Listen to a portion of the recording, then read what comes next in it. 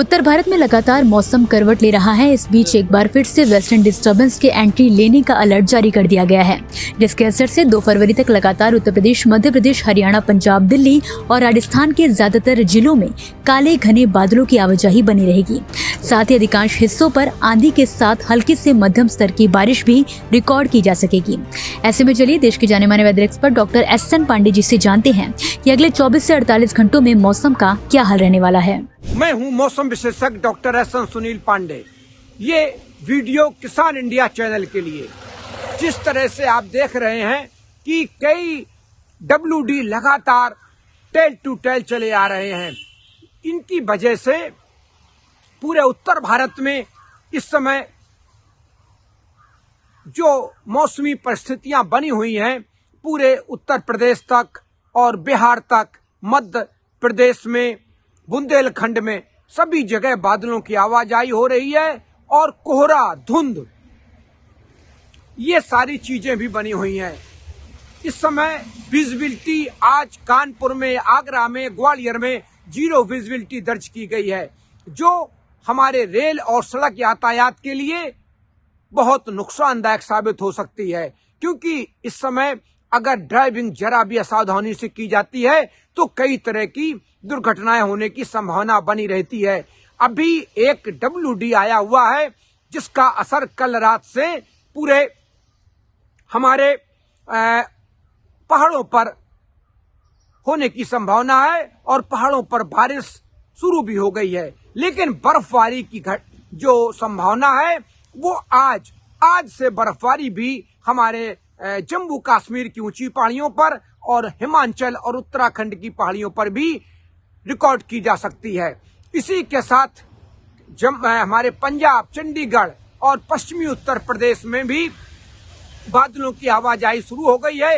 इन बादलों की वजह से वहां पर भी आज पश्चिमी उत्तर प्रदेश तक बादल देखे जाएंगे और उन सब जगह भी हल्की बारिश की संभावना है। ये इंटेंसिटी कम रहेगी, लेकिन बादलों की वजह से पूरे हमारे कानपुर मंडल के कुछ जिलों तक हल्की बारिश दर्ज की जा सकती है। फिर ये सिस्टम आगे निकलेगा और पूरे पूर्वी उत्तर प्रदेश तक भी इसका असर पड़ेगा।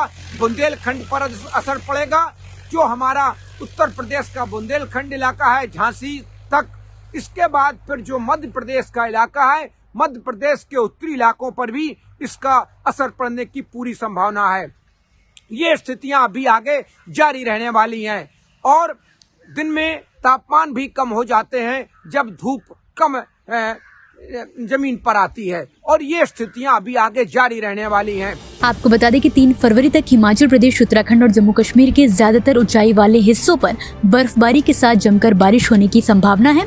घाटी में बर्फीली हवाएं चलने से न्यूनतम तापमान माइनस पर रहेगा, जिसके चलते सर्दी से हालत खराब हो सकती है।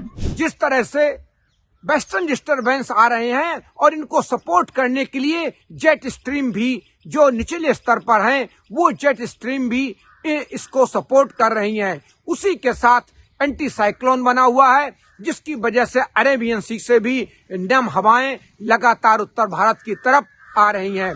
बंगाल की खाड़ी से भी नम हवाएं आ रही हैं। तो जितनी भी ये मौसमी सिस्टम बने हुए हैं और ये सारा कर रहे हैं कि अभी जो फरवरी का पहला पखवाड़ा होगा वो उत्तर भारत के लिए अभी इसी तरह बारिश, बर्फबारी और कोहरा, धुंध वाला आगे साबित हो सकता है।